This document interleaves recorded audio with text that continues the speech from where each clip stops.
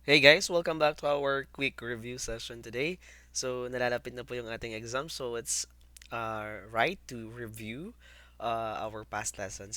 So today we'll be tackling the digestive system. I'm Sir Wawi, your ever curious science buddy.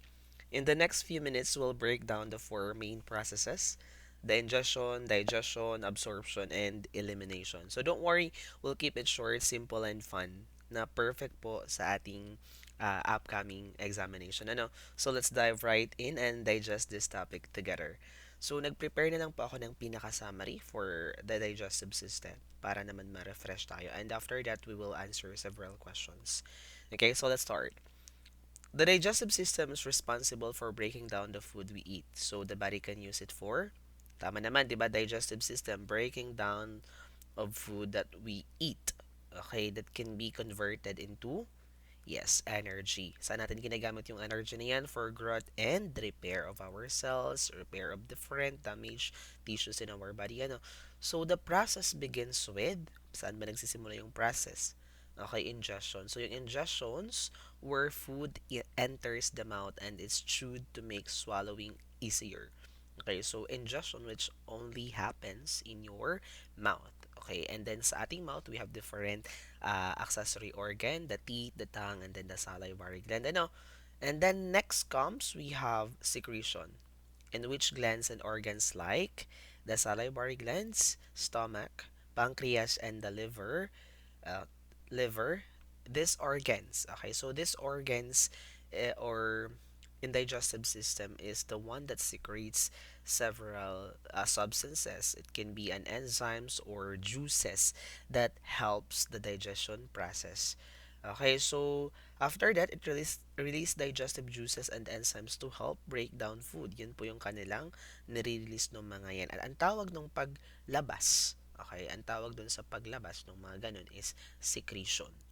Okay, this leads to digestion. Pag meron na tayong mga enzymes, mga substances, or mga juices, yan, possible ma-digest na yung ating food. Actually, digestion starts in your mouth. Because, di ba, kung babalikan natin, the salivary gland secretes amylase that digest or start digesting the carbohydrates present in the food that we eat. So here, where food is mechanically and chemically broken down into simpler molecules such as sugars, amino acids, and fatty acids. Okay, yun yung pinaka, what do you call this? Pinaka building blocks of the different nutrients that we absorb. Like for example, yung ating carbohydrates, it can be converted into um, what do you call this? Sugars, okay, amino acids that comes from proteins that we eat, from of the fatty acids sa mga kinain nating mga rich in fats.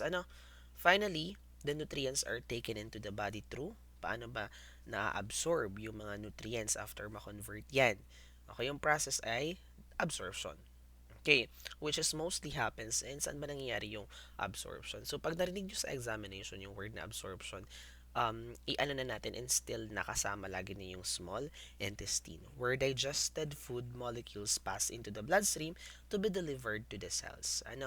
Any material that is not absorbed or yung mga undigested food moves to the large intestine wherein in our large intestine, water is reabsorbed and the remaining waste is eventually, okay, yung mga remaining waste eliminated from the body through your rectum or your anus. So that's the simple summary of the digestive system. Hopefully medyo na refresh naman tayo. Okay, so let's start with a quick review questions for this day. Okay, while waiting for dinner, Marcus smells delicious food and suddenly produces saliva. What digestive process is being prepared even before he eats? Okay, so sa mga common questions ngayon sa atin, talagang in-encourage na situational yung ating mga itanong sa exam. Okay, na yung mga understanding level or remembering level. Kumbaga, let's help our students to think critically.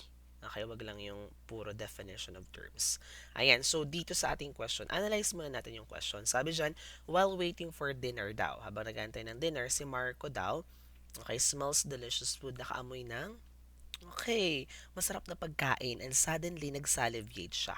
Okay, nagpo-produce ng saliva. What digestive process is being prepared even before he eats? Ano yung nangyayari or anong digestive process yung nangyayari kay Marco? Is it absorption? Nag-absorb na ba ng nutrients? Secretion? Digestion? Elimination? Mhm. So the best answer for this is secretion. Ano?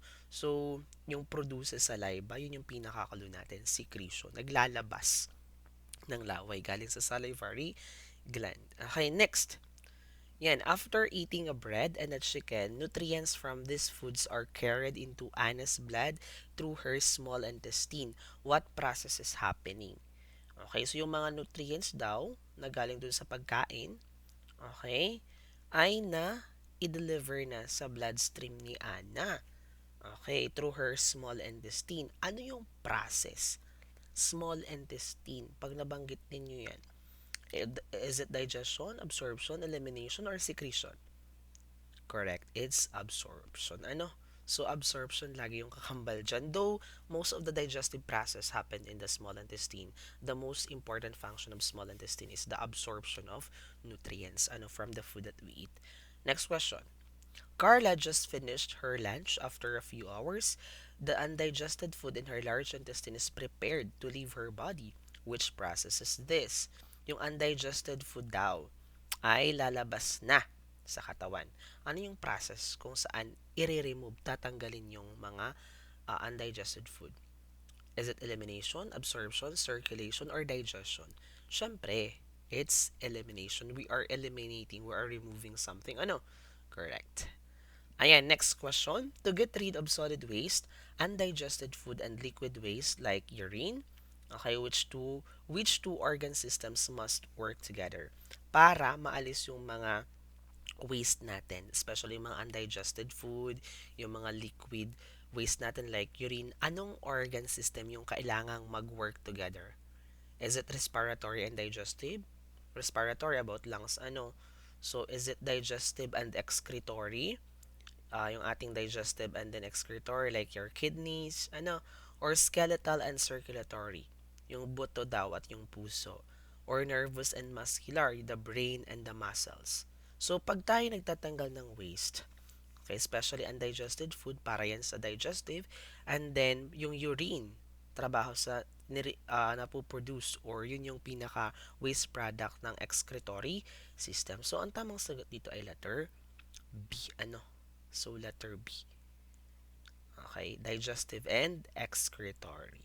Last question. So, Patrick bites into an apple and chews it into smaller pieces. This action is an example of which digestive process? Kumain ng apple, nginuya into pieces. Okay, ano kaya siya? Ayan. So, ano kayang process? So, ngumunguya. So, it's mechanical digestion. Ano? Ayan. So, hopefully you learned something for today and thank you so much. Okay? See you for our next review in the second lesson.